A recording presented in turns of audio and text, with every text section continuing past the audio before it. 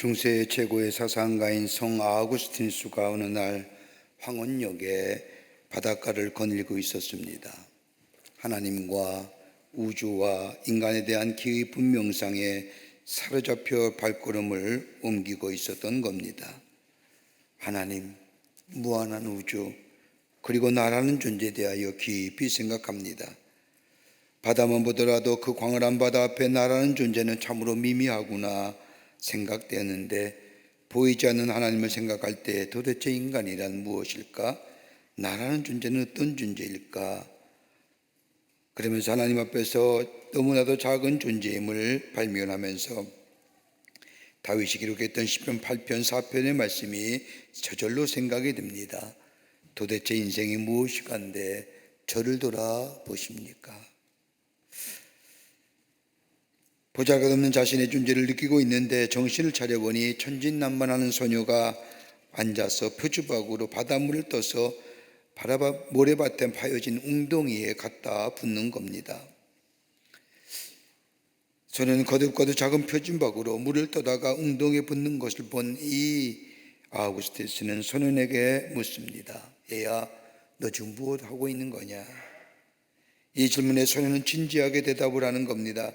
예, 저는 이 표주박을 가지고 이쪽에 있는 바닷물을 몽땅 퍼서 저쪽에 있는 웅덩이에다 옮기려고 합니다.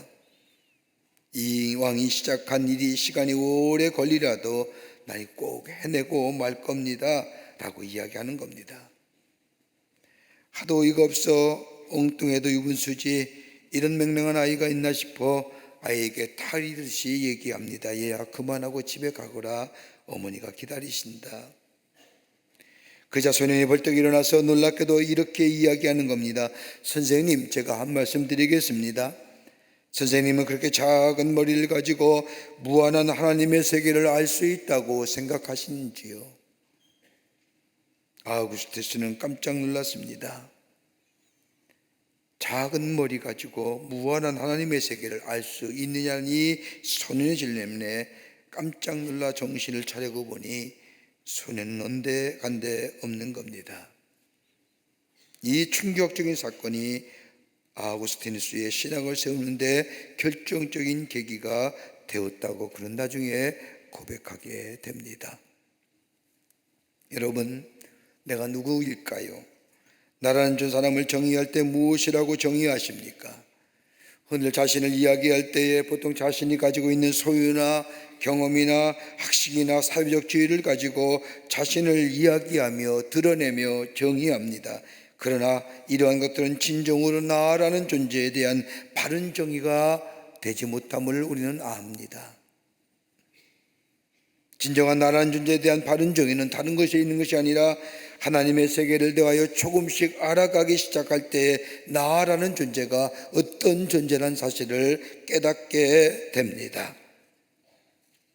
여러분, 오늘 본문의 말씀은 바울이 생애 마지막 즈음에 기록한 말씀입니다. 본문의 말씀에 특별히 로마서는 16장의 말씀으로 되어 있는데 1장부터 16장까지는 기독교 교리에 관하여 이야기합니다. 죄의 문제, 구원의 문제, 은혜와 사랑의 문제, 하나님이 우리를 얼마나 사랑하시는지 그 바울이 자신이 배웠던 지식을 총망라하여 성령으로 감동하여 이 교리적 기독교의 교리의 바탕이 되는 이 11절까지의 말씀을 씁니다. 그리고 12절부터 16절까지는 그렇게 하나님의 은혜를 입은 자라고 한다면 어떻게 살아야 되느냐, 기독교의 윤리에 관하여 이야기합니다. 여러분, 아마 바울이 쓴 모든 성경의 말씀은 그럴 겁니다.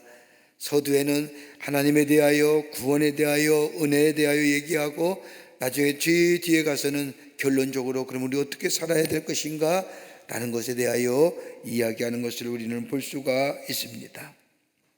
오늘 본문의 말씀은 기독교 교리의 마지막 부분인 이 바울이 정리한 후에 자신의 신앙 고백입니다.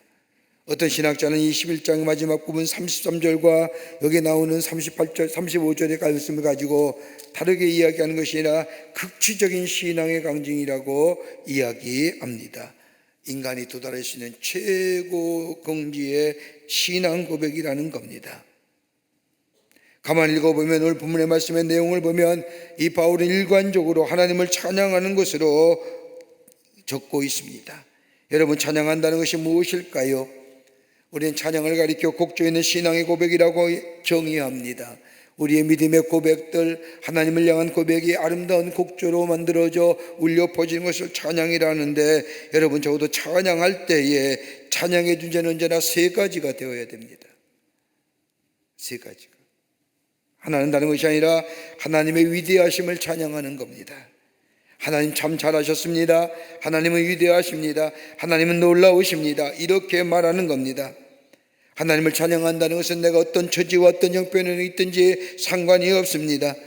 내 몸에 병이 들었든지, 내가 뭐가 성공했든지, 내가 실패했든지, 그 형편에 있든지, 그 어떤 형편에 있든지 하나님을 인정하며 하나님께 감사하며 더 나아가 모든 것이 하나님의 주권하에 있음을 고백하는 것, 즉 하나님의 위대하심을 찬양하는 것이 첫 번째 주제입니다.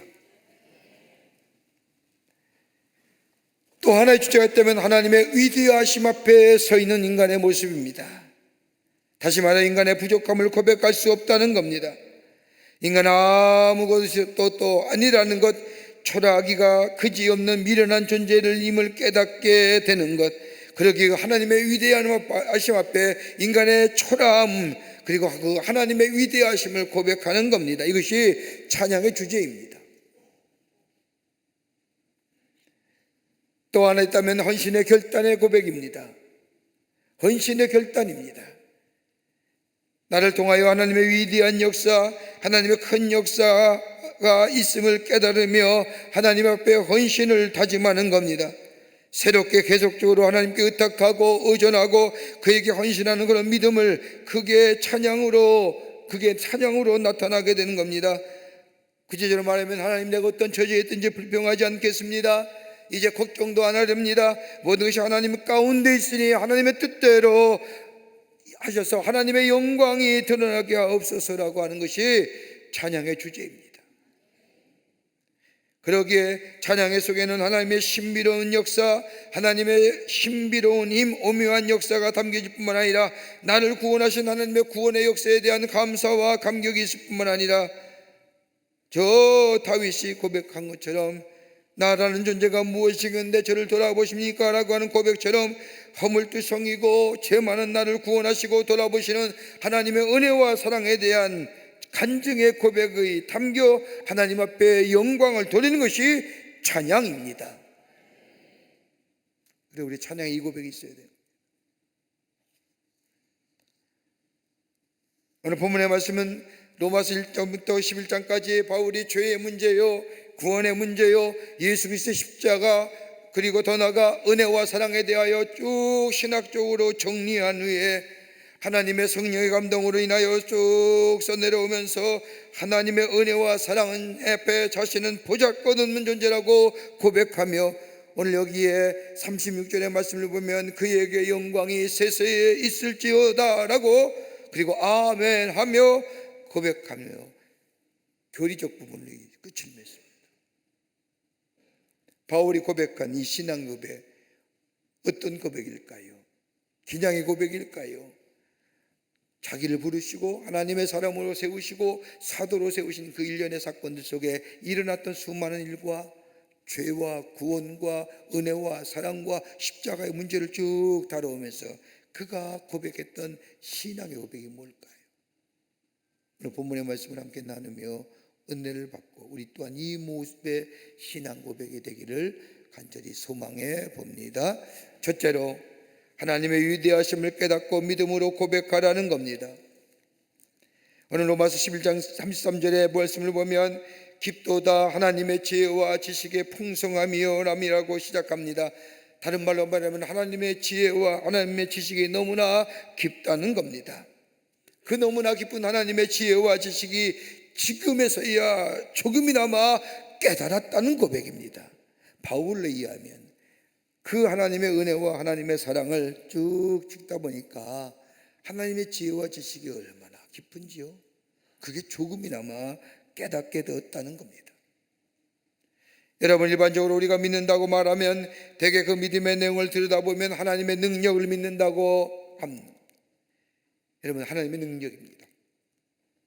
그런데 우리는 종종 지구에서 일어나는 엄청난 자연의 재해와 태풍이 불거나 해일이 일어나거나 저 며칠 전에 우리나라에서 일어났던 부안의 지진이나 이런 것을 볼 때에 인간이 아무리 지혜가 있고 경험이 있고 기술을 이용하여 할 수 있는 존재, 그래서 문화의 발달, 인공지능의 발달로 인한 인간의 문명의 발달 등등 많은 이들, 인간의 엄청난 위대의 역사를 써내려가는 것 같지만은 저 엄청난 자연의 움직임 앞에 인간이란 존재는 한없이 작은 존재라고. 하나님의 그 위대한 능력을 알고 놀라는 존재입니다. 하나님, 그러기에 하나님의 능력을 믿습니다. 그런데 이상한 것이 있다고 한다면 하나님의 능력을 믿는데 하나님의 지혜는 믿지 못한다는 겁니다. 여러분, 우리의 신앙의 모습을 보십시오. 우리의 신앙은 언제나 가시적인 것을 원합니다. 물질적이고 육체적인 것들을 원합니다. 지극히 현재적인 것만 은혜로 여기려고 합니다. 그러면서 하나님의 은혜는 보이지 않고 온 것 같지만 실상 하나님의 은혜는 깊고 넓고 광활합니다. 여러분 보십시오.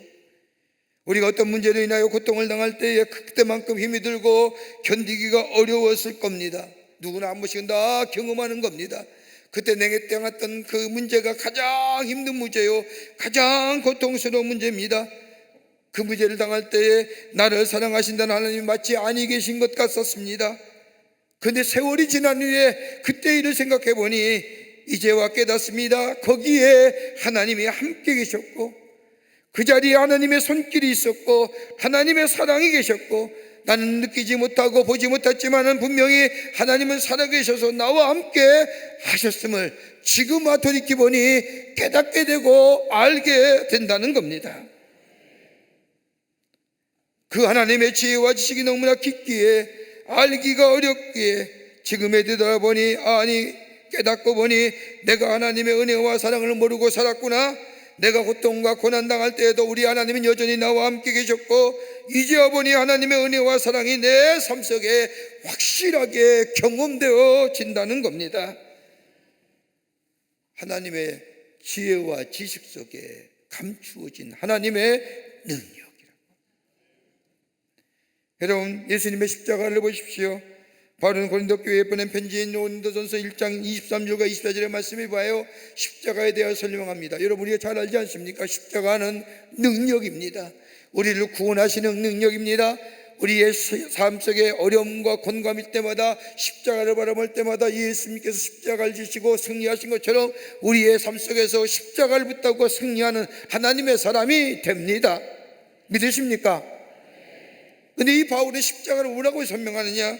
고린도전서 1장 23절과 24절의 말씀을 보면 우리는 십자가에 못 박힌 그리스도를 전하니 유대인에게는 꺼리끼는 것이요 이방에게는 미련한 것이오되 오직 부르심을 입은 자들에게는 유대인이나 헬라인이나 그리스도인이나 하나님의 능력이요 하나님의 지혜니라 라고 합니다. 여러분, 예수를 모르는 사람, 하나님 모르는 사람은 십자가에 치욕이 있지요. 십자가는 고난이에요, 아픔이에요, 사짐이에요. 근데 그게 아니라는 거예요. 십자가는 하나님의 능력이에요. 어떤 거요? 하나님의 지혜가 담겨진 능력이에요. 어떤 지혜입니까? 누군가가 죄 대신하여 죽어야 되는데, 그러기에 우리 예수님이, 죄 없으신 예수님이 이 땅에 오셔서 우리를 위하여 저 십자가에 달려 돌아가심으로 인하여 우리 안에 구원의 역사와 우리와 더불어 하나님의 자녀의 관계의 회복의 역사를 일으키신 그 십자가, 저 세상 사람에게는 미련한 것이요 세상 사람에게는 수치스러운 것이지만 우리에게는 그리스도의 저 십자가야말로 하나님의 능력이요 하나님의 지혜가 담겨진 것이 십자가라는 겁니다.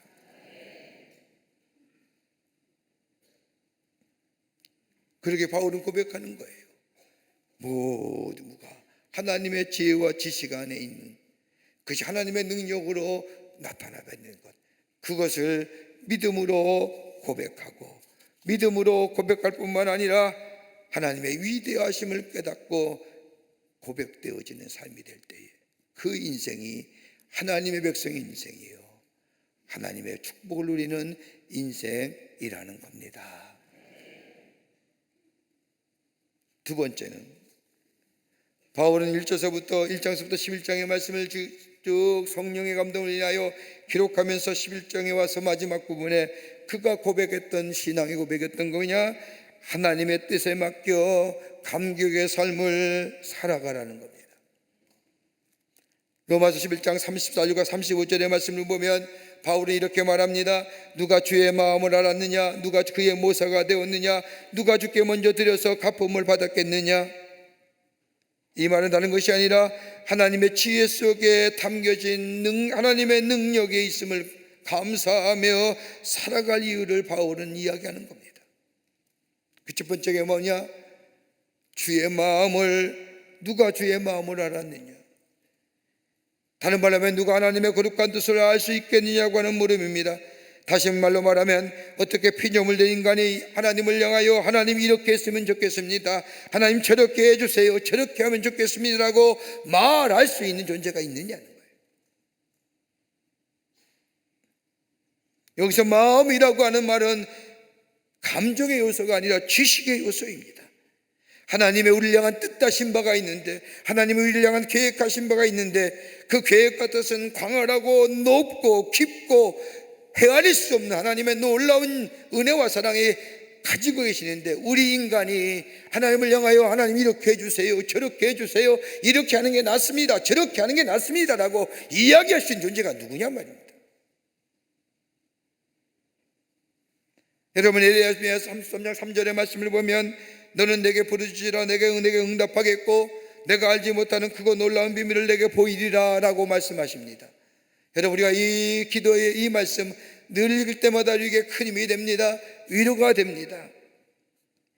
그런데 하나님 우리가 기도하실 때에 하나님 우리의 기도에 응답하시는데, 그 응답은 내가 원하고 바라고 내가 기대하는 것 그것이 넘어서서 크고 놀라운 일들, 우리가 상상할 수 없는 놀라운 일들을 우리에게 가지고 계시고 응답하기를 원하시는데, 이 사실을 누가 할 수 있냐는 거예요.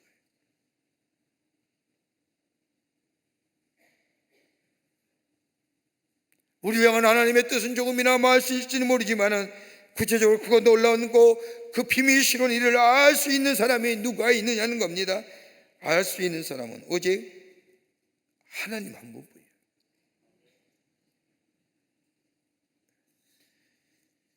여러분, 우리가 잘 아는 재미난 우화 가운데 당나귀의 이야기 있지 않습니까? 어떤 당나귀 두 마리가 짐을 지고 주인과 함께 길을 걸어가고 있었습니다. 주인은 한 당나귀의 돈을 다른 한 당나귀에는 곡식을 지게 했습니다. 우리가 알다시피 돈의 분량은 적습니다. 그래서 작은 자리에다 돈을 넣어 등에다 지고 가니 가볍기도 하고 또 부피가 적어서 걷기도 좋습니다. 반면에 곡식자를 지인 이 당나귀는 너무나도 무겁고 힘이 겹습니다. 그런데 돈자리를 지고 가는 당나귀가 곡식을 지고 가는 당나귀를 비웃습니다. 야, 이 녀석아, 주인님이 나를 귀하게 여겨 나한테는 이렇게 귀한 돈자를 지게 한 거야. 그런데 너는 봐라, 미련하니까 그렇게 무거운 쌀자를 지게 하지 않느냐 라고 하면서 비웃는 겁니다. 곡식을 지고 가는 이 당나귀 딱히 대답할 말이 없는 겁니다. 그러면서 글쎄 그럴지도 모르지 라고 대충 얼무버립니다. 얼마쯤 갔을까요? 강도를 만났습니다. 강도가 나타난 겁니다. 주인은 강도와 맞붙어 싸웁니다. 그런데 이상하지요? 서로가 돈자를 얹어놓은 당나귀만 붙잡고 잡아뜯고 붙들고 때리고 하는 겁니다. 그리고 결국에는 돈자리를 빼앗겼습니다. 돈자를 지닌 당나귀는 많은 상처를 입을 뿐만 아니라 돈마저 빼앗기고 말았습니다. 그때 상처를 입고 간신히 걸어가고 있을 때에 쌀자를 지고 가는 이 당나귀가 조용히 말합니다. 야, 너는 너무 똑똑해서 언제나 피를 많이 흘리는구나. 잠깐은 자기가 좋은 줄 알았는데 나중에 보니까 그게 아니었다. 여러분, 가만 보십시오. 하나님의 크고 놀라운 비밀스러운 일들 우리가 깨닫지 못하고 알지 못하니 원망하고 불평합니다. 그런데 나중에 보니 그 엄청난 하나님의 놀라운 은혜와 크고 놀라운 비밀들을 우리가 경험하게 될 때에 그의 모습에 원망과 불평이 얼마나 부끄럽겠.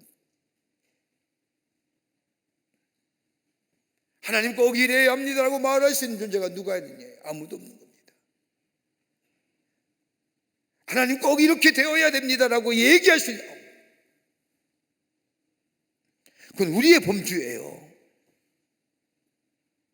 우리 하나님 우리보다 더 크고 놀라운 일들을 가지고 계시기에 그걸 기대하며 겸손하게 기도하면서 기다릴 수 아는 자가 바로 믿음의 사람이라는 겁니다. 또 하나 말합니다. 바울은 또 하나 하나님께서 행하신 일에 대하여 이렇게 이야기합니다. 누가 주의 모사가 되었느냐? 여러분, 모사란 영어의 표현에 의하면, 용서하십시오, He is advisor, He is counselor. 누가 하나님의 조언자가 되겠느냐? 누가 하나님의 상담자가 되겠느냐는 거예요. 어떻게 인간이 하나님께 하나님이 이래야 하는 거 아닙니까? 이렇게 하려면 큰일 납니다, 이렇게 하셔야 됩니다 라고 말할 수 있는 사람이 도대체 어디에 있느냐? 하나님의 행하신 일에 대하여, 전능하시고 전지하신 하나님, 세상을 창조하신 하나님이 하신 일에 대하여 피조물 된 인간이 하나님 그렇게 하면 안 됩니다, 이렇게 하셔야 됩니다, 여기서 여기를 옮기셔야만이 그 인간이 잘 돼, 이렇게 얘기할 수 있는 하나님의 어드바이저, 하나님의 카운셀러가 누가 하냐만이에요.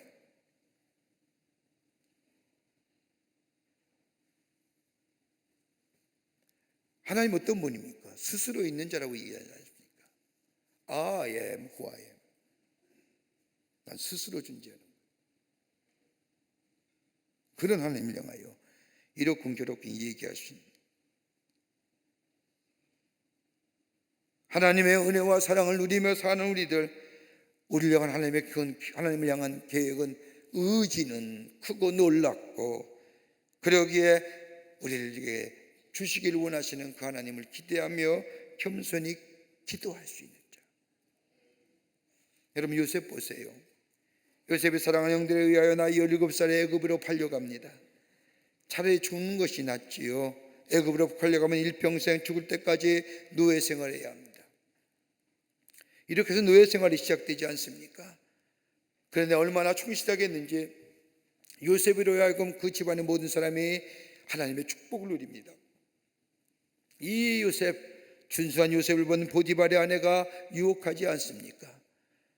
근데 요셉은 하나님 앞에 정결한 자로 살기로 약속했기에 보디발의 아내의 유혹을 물리치죠. 그로 인하여 감옥에 들어갑니다. 고생하지 않습니까? 그런데 하나님의 인애 가운데 꿈을 해몽하는 결과 애굽의 총리 대신이 됩니다. 이때 가나안 땅에 흉년이 들어 먹을 것이 없을 때에 요셉의 형들이 애굽으로 양식을 얻으러 옵니다. 높은 보좌에 앉아서 자신들을 팔아넘긴 형들의 초라한 모습을 바라보면서 이 요셉은 주체하지 못하고 옆방에 들어와 목 놓아 울지 않습니까? 그리고 두려워하는 형들에게 말합니다. 그것이 창세기 45장 5절 말씀입니다. 당신들이 나를 이곳에 팔았다고 해서 근심하지 마소서, 한탄하지 마소서. 하나님의 생명을 구원하시려고 나를 당신들보다 먼저 보내셨나이다. 여러분, 영어의 성경에 보면 참 쉽게 sold, 팔렸다는 거죠. 그렇게 sent, 보내심을 받았다. 이와 동일한 말씀이 창세기 50장 20절 나와요. 당신이 나를 해하려 하였으나 하나님은 그것을 선으로 바꾸사 오늘 같은 많은 백성의 생명을 구원하시게 하시려 하셨나니. 그러면서 요셉은 형들에게도 얘기하지 않습니까? 내가 형님들의 자녀들을 기리이다. 여러분, 이 장면을 보고 요셉의 성숙한 인격, 요셉의 무슨 여러분, 인간의 것들로 설명될 수 못한 부분 아닙니까? 아무리 이해해도 이해가 되지 않습니다. 무엇을 설명이 가능할까요? 하나님의 지혜입니다. 그것이 능력으로 나타난 거죠. 그러기에 바울은 1장서부터 11장까지 기독교의 가장 중요한 신앙의 교리들을 접근한 후에 이것을 깨달은 이 바울은 누가 주의 모사를 알리요? 그 어떤 인간이 하나님의 계획에 대하여 이러쿵저러쿵 얘기할 수 있겠느냐? 저 욥이 고백한 것처럼 나중에야 비로소 아하, 하나님의 계획을 느끼니 깨달은 이 욥이 죄를 지고 뒤집어쓰고 회개한 후에 하나님 앞에 서게 될 때에 제가 몰랐습니다. 제가 무지했습니다. 그게 주의 누가 주의 모습을 알리고. 또 하나 바울은 고백하지 않습니까? 누가 주께 먼저 드려서 갚으심을 받겠느냐라고 말합니다. 신학적으로 변하자면 뭐예요? 자신의 의를 포기하라는 겁니다. 내가 이만큼 했는데 하면 하나님이 내가 이만큼 복 주셔야 되지 않습니까? 여러분, 철저하게 율법적이고 인과론적인 생각입니다. 이 생각을 버리라는 겁니다. 내가 무슨 선한 일 내서 보상을 받고 복을 받고 내가 착한 일 많이 해서 하나님께서 내게 상급을 주시고 이런 기대를 버리라는 겁니다. 이건 다분히 인간적인 생각이요 율법적인 요소요 보상의 심리의 활동이라는 겁니다. 이거 믿음의 모습이 아니라는 겁니다.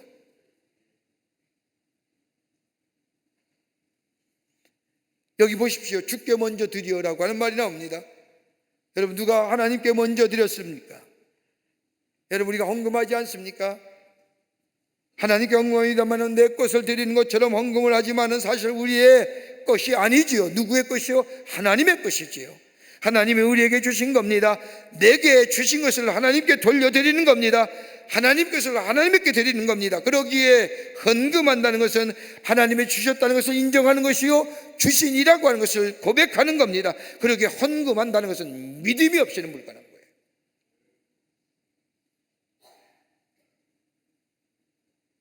거예요. 우리 향한 하나님의 사랑도 보십시오.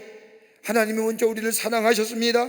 그가 우리를 사랑하신 것뿐이지 그 사랑이 우리를 우리됨으로 나의 나됨으로 되었지 내 의로움이 아닙니다. 내가 의로워서 날 사랑한 게 절대 아니라는 거예요.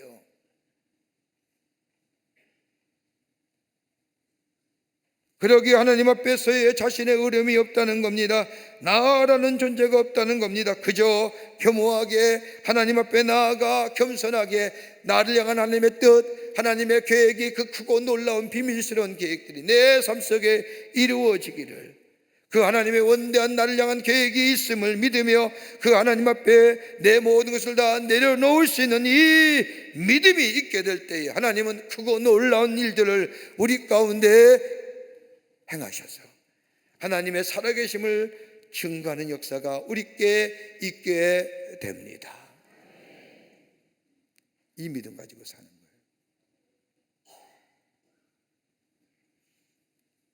그리고 끝으로 바울은 이렇게 얘기합니다. 하나님께 영광을 돌리는 인생이 되어야 한다는 겁니다. 오늘 본문 11장 36절 말씀을 보십시오. 이는 만물이 주에게서 나오고 주로 말미암고 주에게로 돌아감이라 그에게 영광이 세세에 있을지어다. 모든 것이 주께로 와서 주로 말미암아 이루어지고 주께로 돌아갑니다. 그러기에 주님께만 세세토록 영광이 있습니다. 주님께만 영광이 있습니다라고 하는 것이 바울의 기독교를 설명하면서 고백되어지는 마지막 고백입니다. 주님께만 영광이 있습니다.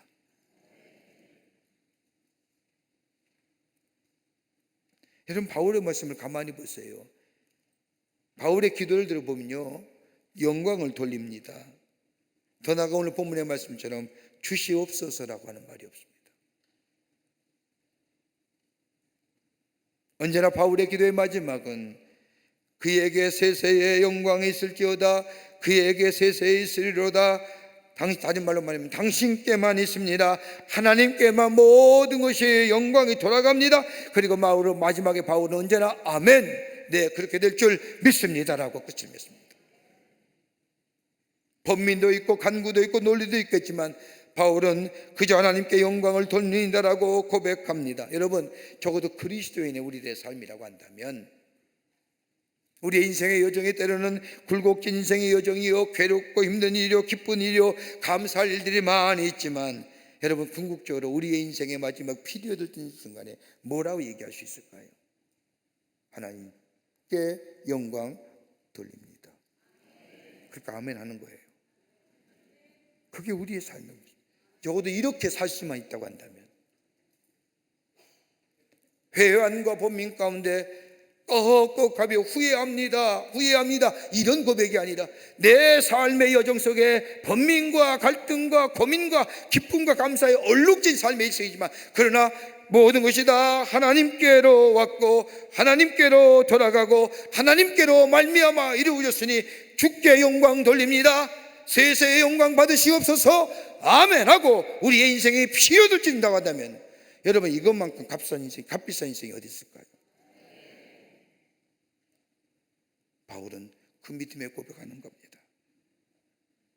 사랑하는 성도 여러분, 하나님의 사람은 과거에 주신 은혜에 감격하며 현재의 하나님의 뜻을 몸소 느끼며 그리고 증거하며 앞으로 다가올 세계를 바라보면서 오늘 살아가는 삶이 바로 예수 믿는 자의 삶, 그리스도인의 삶입니다.